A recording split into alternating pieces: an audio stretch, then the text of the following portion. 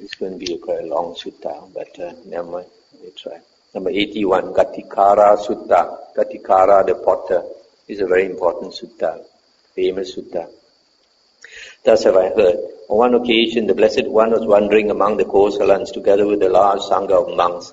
Then in a certain place beside the main road, the Blessed One smiled. It occurred to the Venerable Ananda, what is the reason, what is the cause for the Blessed One's smile? The Tathagatas do not smile for no reason. So he arranged his upper robe on one shoulder and extending his hands in reverential salutation towards the Blessed One, asked him, Venerable Sir, what is the reason, what is the cause for the Blessed One's smile? The Tathagatas do not smile for no reason. And the Buddha said, once Ananda, in this place there was a prosperous and busy market town called Vebalinga, with many inhabitants and crowded with people. Now the Blessed One Kassapa, Arahant Sammasambuddha, lived near the market town Vebalinga. It was here in fact that the Blessed One Kassapa, Arahant Sammasambuddha, had his monastery. It was here in fact that the Blessed One Kassapa, Arahant Sammasambuddha, resided and advised the Sangha of monks.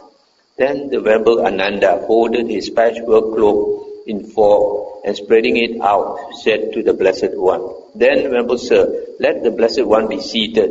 Thus this place would have been used by two Arahants, Sammasambuddhas. Stop here for a moment.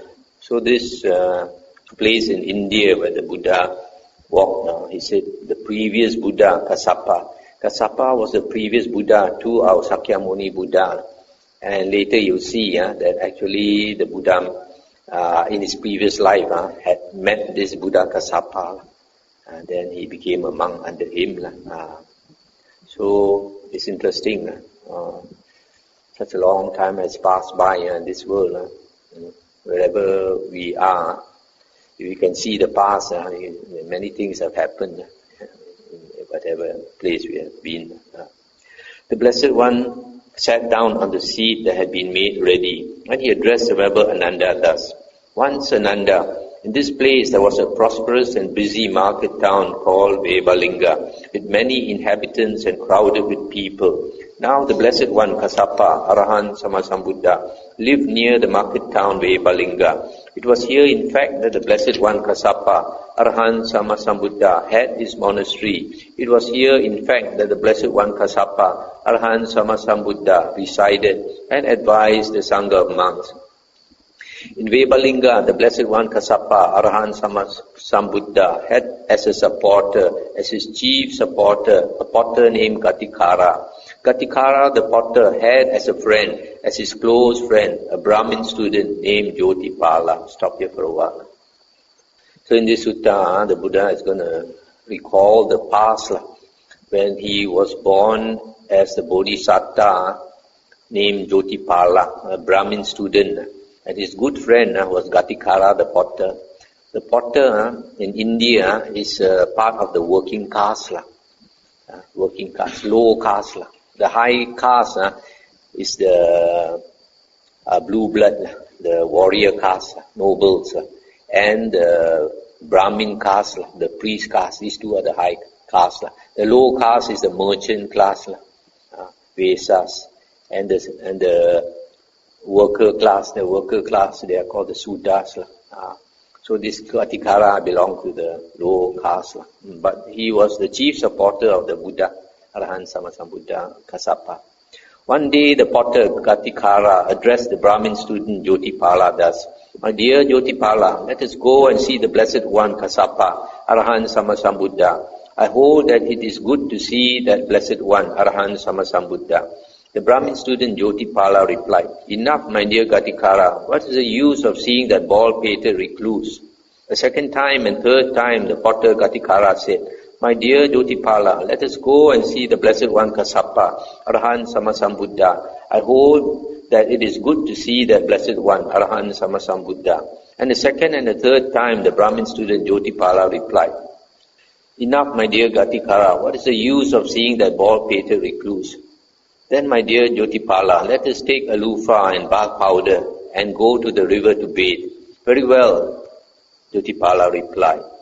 Stop here for a moment. So here you see, Ghatikara, he wanted to invite this Jyotipala, his friend, to see his teacher, whom he says is the Arahant Sammasambuddha. But this Jyotipala refused to go because Jyotipala was a Brahmin belonging to a different religion and worshipping the Brahma as the creator God. So he thought of a way. We thought, okay, let's go to take a lufa. Lufa is a dried gourd. Dried gourd. It is fibrous and it's used as a sponge for scrubbing the body. So he said, let's go and take a bath. These Brahmins, they like to bathe in the river, soak themselves in the river 3 times before dawn and 3 times after dusk. So this Jyotipala agreed to go. So the Potter Ghatikara and the Brahmin student Jyotipala took a loofah and bath powder, went to the river to bathe. Then Ghatikara said to Jyotipala, my dear Jyotipala, there is the monastery of the Blessed One Kassapa, Arahant Sammasambuddha, quite nearby. Let us go and see the Blessed One, Kassapa, Arahant Sammasambuddha. I hold that it is good to see that Blessed One, Arahant Sammasambuddha. Jyotipala replied, enough, my dear Ghatikara, what is the use of seeing that bald-pated recluse? The second and third time, Ghatikara said, my dear Jyotipala, there is the monastery of the Blessed One, Kassapa, etc. And the second and third time, the Brahmin student Jyotipala replied, enough, my dear Ghatikara, what is the use of seeing that bald-pated recluse? Then the Potter Ghatikara seized the Brahmin student Jyotipala by the belt and said, my dear Jyotipala, there is the monastery of the Blessed One, Kassapa, Arahant Sammasambuddha, quite nearby. Let us go and see the Blessed One, Kassapa, Arahant Sammasambuddha. I hold that it is good to see that Blessed One, Arahant Sammasambuddha. Then the Brahmin student Jyotipala undid his belt and said, enough, my dear Ghatikara, what is the use of seeing that bald-pated recluse? Then when the Brahmin student Jyotipala had washed his head, the Potter Ghatikara seized him by the hair and said, my dear Jyotipala, there is the monastery of the Blessed One Kassapa, Arahant Sammasambuddha, quite nearby. Let us go and see the Blessed One Kassapa, Arahant Sammasambuddha. I hold that it is good to see that Blessed One, Arahant Sammasambuddha. Then the Brahmin student Jyotipala thought, it is wonderful, it is marvelous that this Potter Ghatikara, who is of a different birth, should presume to seize me by the hair when we have washed our heads. Surely this can be no simple matter. And he said to the Potter Ghatikara, you go as far as this, my dear Ghatikara. I go as far as this, my dear Jyotipala, for so much do I hold that it is good to see that Blessed One, Arahant Sammasambuddha. Then, my dear Ghatikara, let go of me, let us visit him. I stop here for a moment. So you see, this Ghatikara, he tried so hard to bring this Jyotipala, his good friend, to see the Buddha. Each time he refused. Asked him 3 times or so, he refused. And then after bathing, asked him to go again 3 times, again he refused. And he pulled him by the belt. Pulled him by the belt, also he refused to go. And then he felt there was no choice. Seized him by the hair, pulled him by the hair. Now this Ghatikara, being a low caste person, is what we call haram, not allowed to seize this, even touch the hair of this Brahmin, because this Brahmin is a high caste. Possibly, if this Brahmin reported to his other Brahmins, they might even kill this worker Ghatikara. So he was surprised that he dared to go so far to make him go to see the Buddha. Then his friend said he's willing. He goes so far because he thinks it's very important to see the Buddha. Then only Jyotipala agreed. So Ghatikara the Potter and Jyotipala the Brahmin student went to the Blessed One Kassapa, Arahant Sammasambuddha. Ghatikara, after paying homage to him, sat down at one side, while Jyotipala exchanged greetings with him, and when this courteous and amiable talk was finished, he too sat down at one side.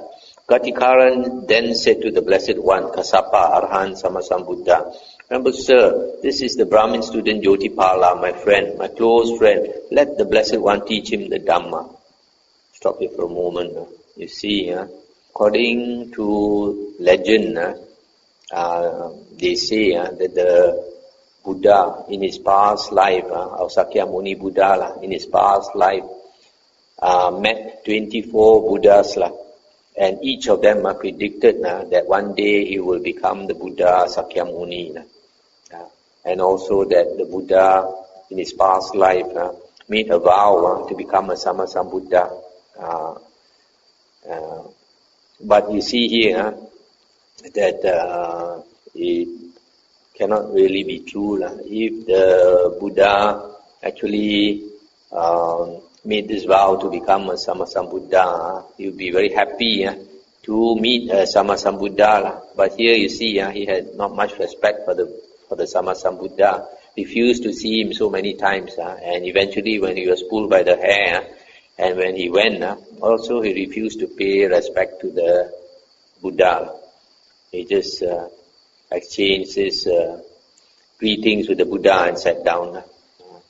So this legend is based on the Jataka stories and on the Paramis and all this, which is not in the suttas. It's a later creation. In the suttas we find the Buddha said he looked into the past as far as he could see that night.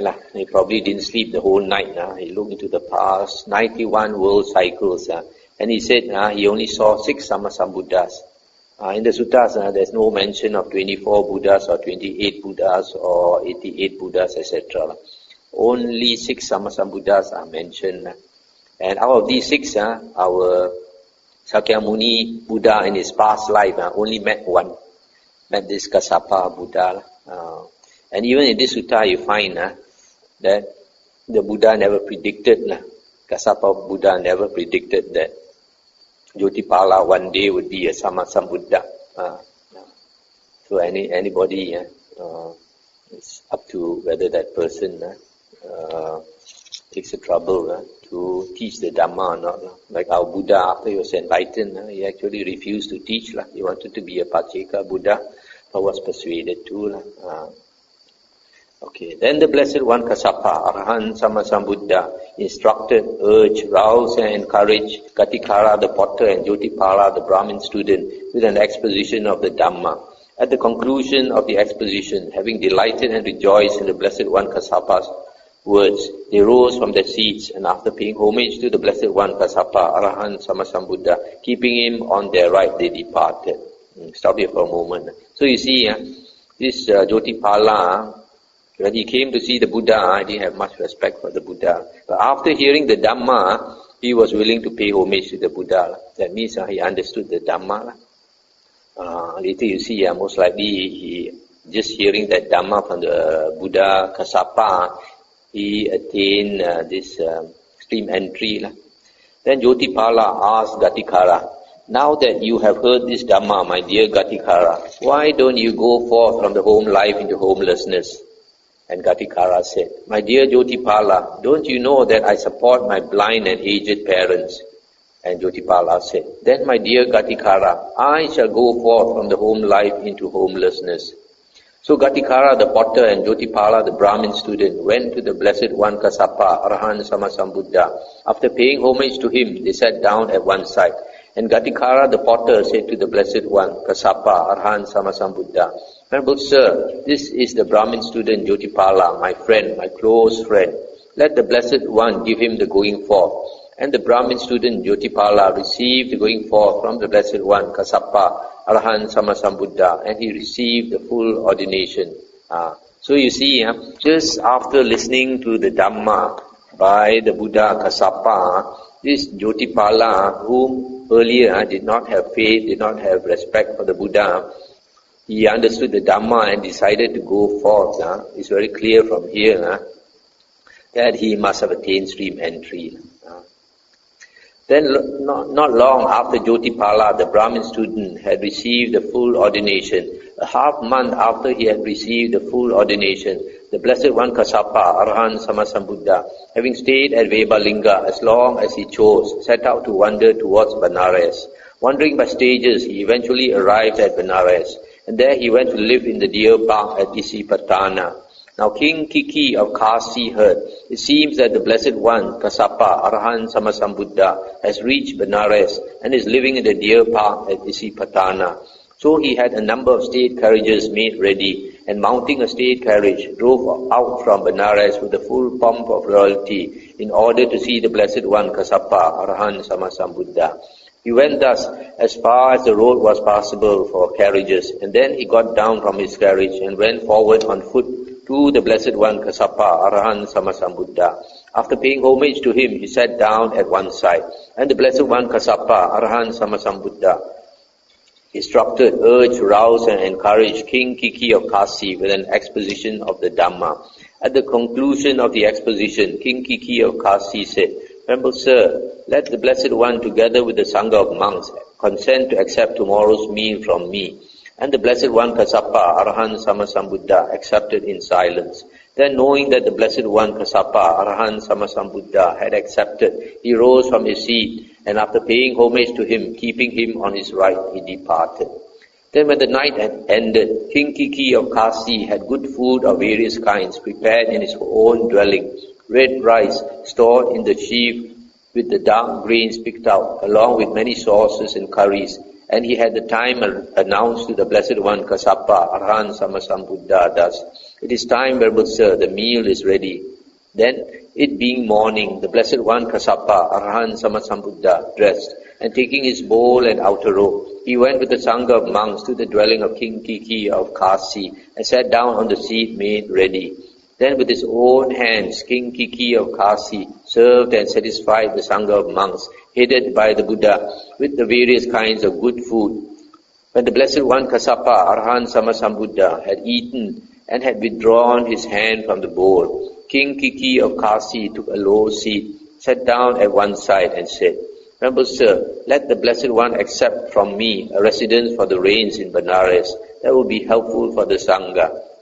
"Enough, King. My residence for the rains has already been provided for." A second and third time, King Kiki of Kasi said, "Venerable Sir, let the Blessed One accept from me a residence for the rains in Benares. That will be helpful for the Sangha."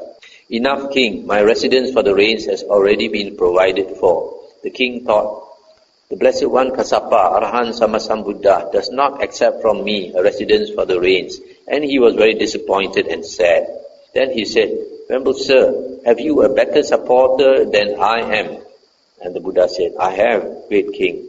There is a market town called Vebalinga, where a potter named Ghatikara lives. He is my supporter, my chief supporter." I stop here for a moment. So here you see, when the King Kiki invited the Buddha Kassapa to stay for the rains, the 3 months of the rains retreat, in his place, which he is going to provide for, the Buddha Kassapa refused to accept, saying that he already has a place. Then the king said, "You mean you have a better supporter than me?" And then the Buddha, being so straightforward, he said, "Yes, I have." And he says he has this supporter named Ghatikara. He's just a potter, a low caste man. Yet the Buddha says he's a better supporter than the king. And here then he explains why. "Now you, great king, thought, the Blessed One Kassapa, Arahant Sammasambuddha, does not accept from me a residence for the rains in Benares, and you were very disappointed and sad. But the Potter Ghatikara is not, and will not be so. The Potter Ghatikara has gone for refuge to the Buddha, Dhamma, and Sangha. He abstains from killing living beings, from taking what is not given, from misconduct in sensual pleasures, from false speech, and from wine, liquor, and intoxicants, which are the basis for negligence. He has perfect confidence in the Buddha, the Dhamma, and the Sangha, and he possesses the virtues loved by noble ones." In other words, he is an Arya. He is free from doubt about suffering, about the origin of suffering, about the cessation of suffering, about the way leading to the cessation of suffering. He eats only in one part of the day. He observes celibacy. He is virtuous, of good character. He has laid aside gems and gold. He has given up gold and silver, that is money. He does not dig the ground for clay, using a pick with his own hand. What is left over from embankments or thrown up by rats, he brings home in a carrier. When he has made a pot, he says, "Let anyone who likes set down some selected rice or selected beans or selected lentils, and let him take away whatever he likes." He supports his blind and aged parents. Having destroyed the 5 lower fetters, he is one who will reappear spontaneously in the pure abodes and there attain final nibbana without ever returning from that world. I stop here for a moment. So here the Buddha Kassapa is making clear to the king why Ghatikara is a better supporter, because Ghatikara is an Arya, third fruition Arya. So for somebody like the Buddha, doesn't mean this person is a king or is the richest man in the whole country, then he is a good supporter. The Buddha's standard is that this Ghatikara is a man who knows the Dhamma or practices the Dhamma, is an Arya. That's why to the Buddha, this Ghatikara is a better supporter.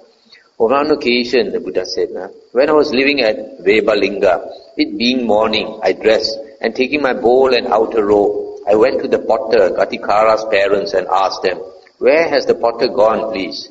And they said, Venerable Sir, your supporter has gone out, but take rice from the cauldron and sauce from the saucepan and eat. I did so and went away. Then the potter Ghatikara went to his parents and asked, who has taken rice from the cauldron and sauce from the saucepan, eaten and gone away? My dear, the Blessed One Kassapa, Arahant Sammasambuddha did. Then the potter Ghatikara thought, it is a gain for me, it is a great gain for me that the Blessed One Kassapa, Arahant Sammasambuddha, relies on me thus. And delight and happiness never left him for a half month, or his parents for a week. Stop here for a moment. So here, normally according to the monk's rules, when a monk goes on alms round, the food, even in a house or in a monastery, when they offer food to a monk, it has to be handed to the monk's hands, given personally to the monk's hands. Then only is considered offered. But here, in this case, when the Buddha Kassapa went to Ghatikara's house, Ghatikara was not in the house. And his blind parents, knowing that it was the Buddha, just asked him to help himself. And he helped himself, took away the food and went away. So when Ghatikara came back, he asked who took the rice, and then his parents told him the Buddha took. He was so happy that the Buddha treated him as somebody very close, that even without offering, the Buddha takes it. So he was delighted and happy for 2 weeks, a whole 2 weeks, and his parents were delighted and happy for a whole week.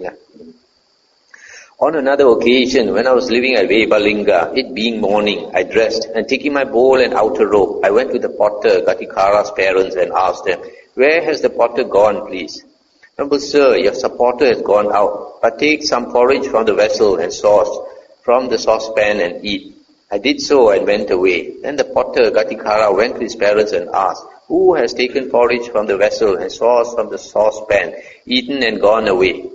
My dear, the Blessed One Kassapa, Arahant Sammasambuddha did. Then the potter Ghatikara thought, it is a gain for me, it is a great gain for me that the Blessed One Kassapa, Arahant Sammasambuddha relies on me thus, and delight and happiness never left him for a half month, or his parents for a week. Stop here for a moment. So in a similar way, on another day, this occurred again. Again he was delighted non-stop for 2 weeks, and his parents for 1 week. On another occasion, when I was living at Vebalinga, my hut leaked, that means my kuti leaked. Then I addressed the monks thus, go monks, and find out if there is any grass at the potter Ghatikara's house. Venerable Sir, there is no grass at the potter Ghatikara's house, but there is the grass thatch on his roof. Go monks and remove the grass from the potter Ghatikara's house. They did so. Then the potter Ghatikara's parents asked the monks, who is removing the grass from the house? Sister, the hut of the Blessed One Kassapa, Arahant Sammasambuddha is leaking. And they said, take it, Venerable Sirs, take it and bless you. Then the potter Ghatikara went to his parents and asked, who has removed the grass from the roof? The monks did, my dear. The hut of the Blessed One Kassapa, Arahant Sammasambuddha is leaking. Then the potter Ghatikara thought, It is a gain for me, it is a great gain for me that the Blessed One, Kassapa, Arhan, Sammasambuddha, relies on me thus. And the delight and happiness never left him for a half month, or his parents for a week. Then that house remained 3 whole months with the sky for a roof, and yet no rain came in. Such is the Potter Ghatikara. And the king said, it is a gain for the Potter Ghatikara. It's a great gain for him that the Blessed One, Kassapa, Arhan, Sammasambuddha, relies on him thus. Stop here for a moment. So this last part is quite interesting. When the Buddha's kuti was leaking, that means the Buddha's kuti had this atap roof, this grass thatch roof. So because it was leaking, there was a hole in it, and the Buddha asked his monks to get it from Ghatikara, but Ghatikara did not have a store of this dry grass. So the Buddha asked them to remove from his roof, and they did so.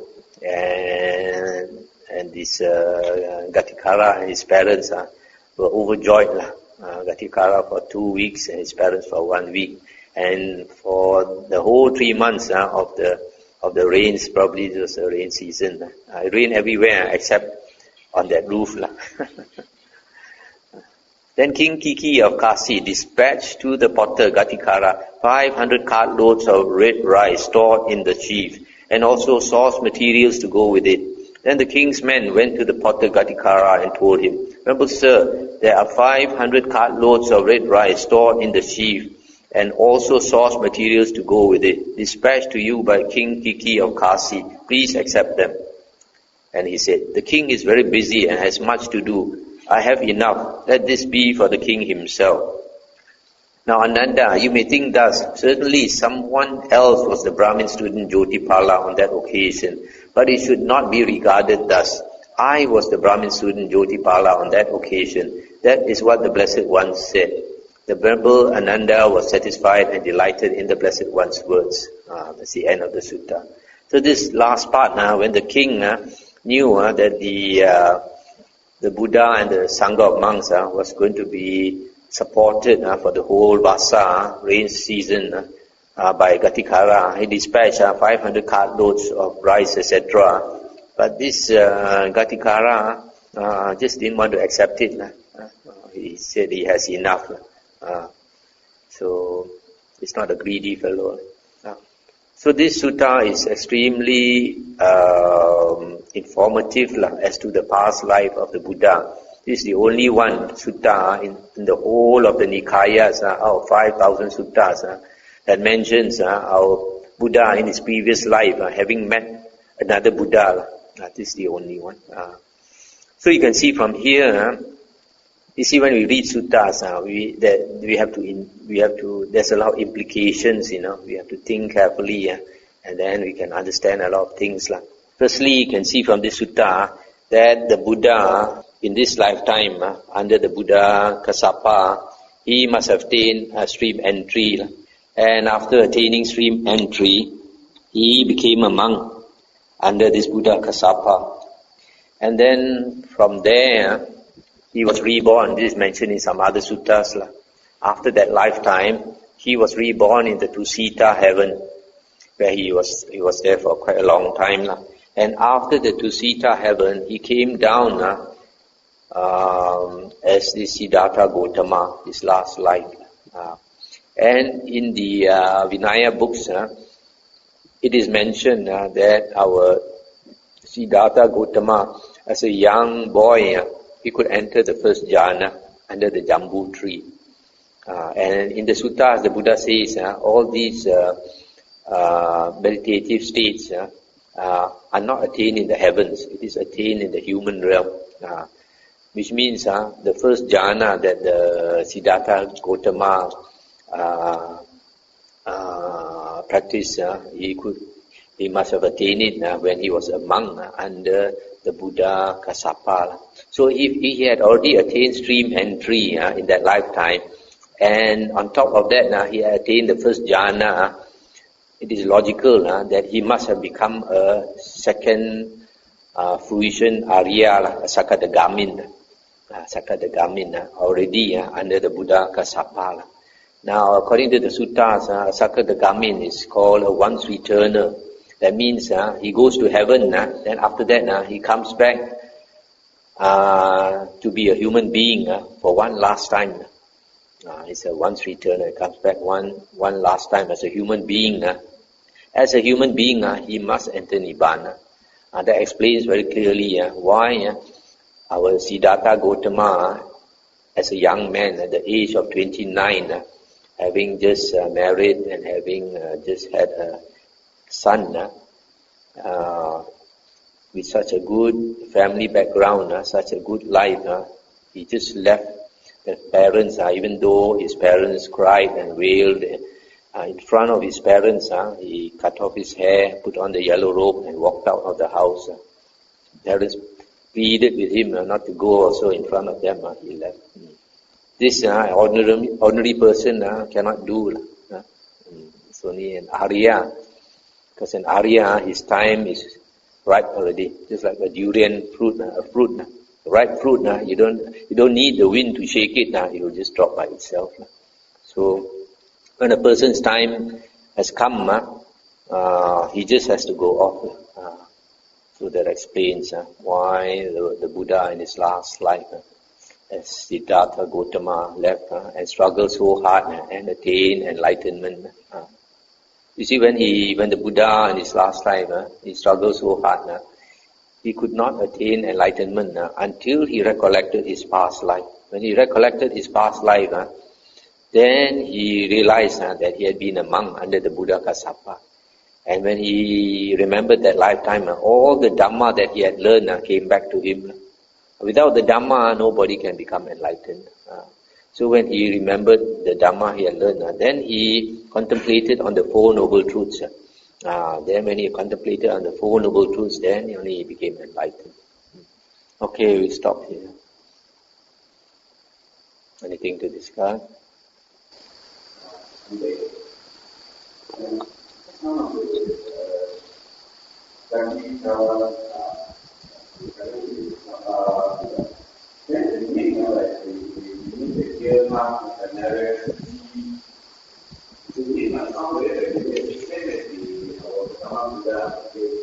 Yes.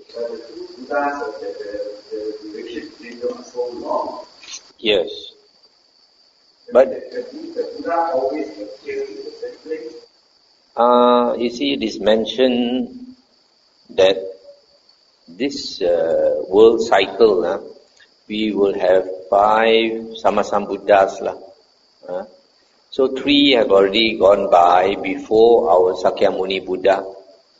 And it seems that all these Buddhas, they appear in this place of India called Majjhima Padesa.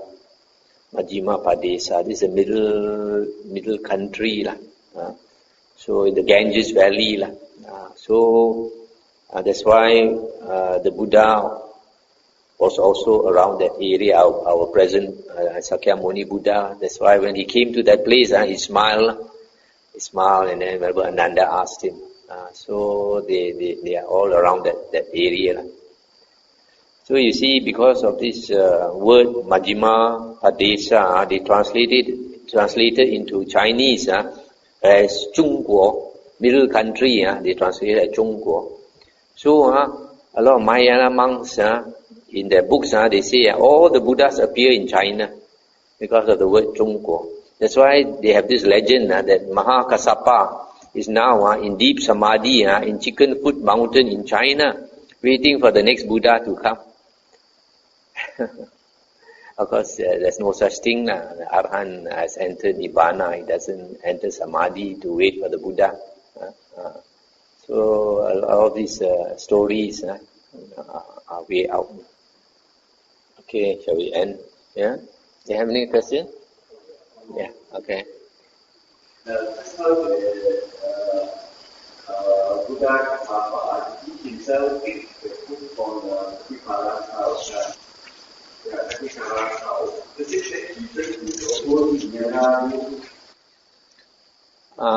You see, that's why there are 2 things. One thing is the Buddha made these precepts for the monks but he is not bound by these precepts. Because you must realize a lot of these precepts, if a monk breaks the precepts, there is no moral misconduct. A lot of these precepts were made by the Buddha just to give a good image of the Sangha. Like the food has got to be offered in the monk's hands and all that. Just to give a good... But the Buddha also said that we should not be too attached to these precepts, because if a monk is too attached to these precepts, then he cannot become a Sotapanna.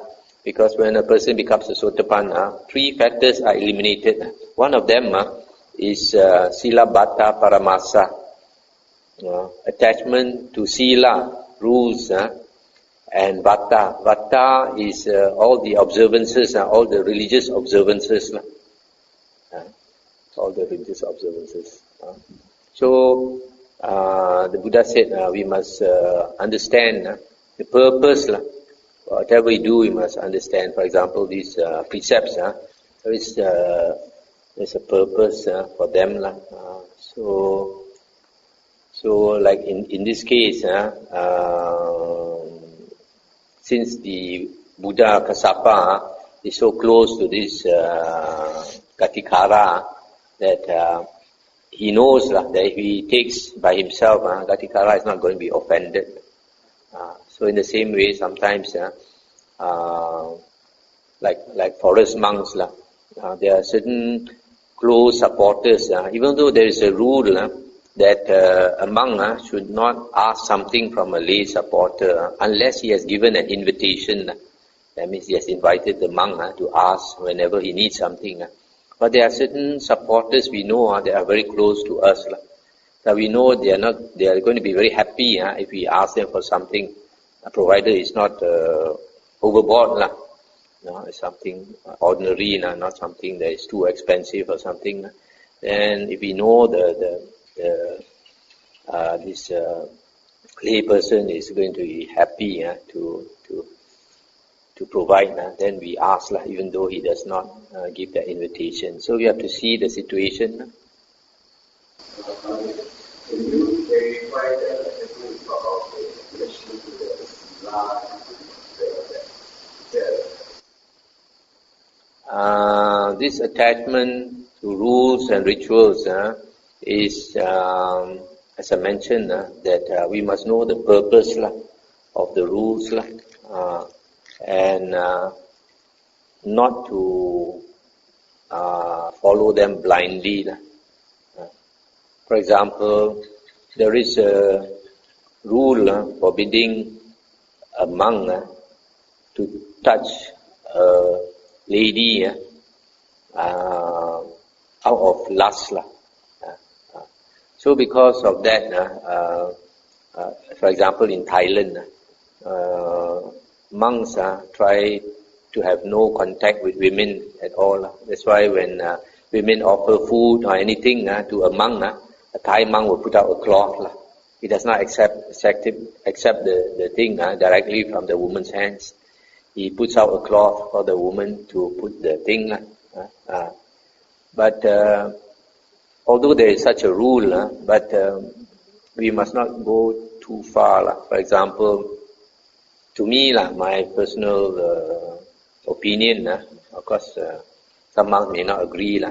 If I see a woman about to fall down, stumbling, I think I should go and help her, so that she don't fall on her face or something. So we have to use our wisdom, not to be so attached. You see a woman falling also, you refuse to help her, and she falls on the ground. Or if a woman falls into the drain or something, I need your help, you go and pull her out. Doesn't matter whether it's a woman or a man or a dog or anything, animal needs your help, you just help. I don't think so much. You think all your precepts, I cannot touch that woman, cannot help her out the drain. There's this attachment. So we have to use our wisdom. There's no hard and fast rule. No. But of course, having said that, also we have to be very careful that we don't make some excuse to break the precept. Sometimes some monks, they, because our mind is very cunning, you can always think up some excuse not to hold the precept. So you have to be very careful. For example, money precept. Some monks say, this is a modern world, without money you cannot travel and all these things. So it's alright to accept money. But then you must know, even though accepting money is not a major precept, but it can create a very poor image of the monk, bad image of the monk. So also if a monk accepts money, then there's the danger that he will use it in the wrong way to enjoy what he should not enjoy. That's why the Buddha forbade monks from possessing money. You have to be careful. Okay, we stop here.